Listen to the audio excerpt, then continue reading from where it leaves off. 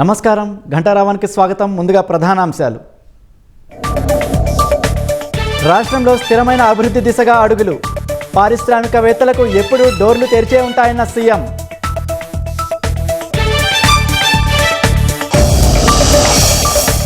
YCP మాజీ MLA Bolla Brahmanaidu arrest. Fake జీవోలతో భూ కబ్జాకు యత్నించారంటూ అభియోగాలు.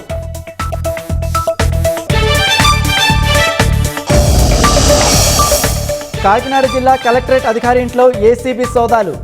ఆదాయానికి మించి ఆస్తులున్నట్లు ఫిర్యాదులు.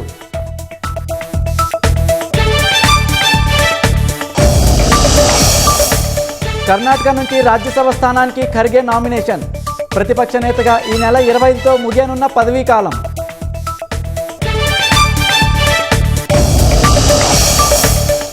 విదేశీ మదుపరుల పెట్టుబడులపై మూలధన లాభాల పన్ను రద్దు. రూపాయి పతనాన్ని అడ్డుకునేందుకు కేంద్రం నిర్ణయం.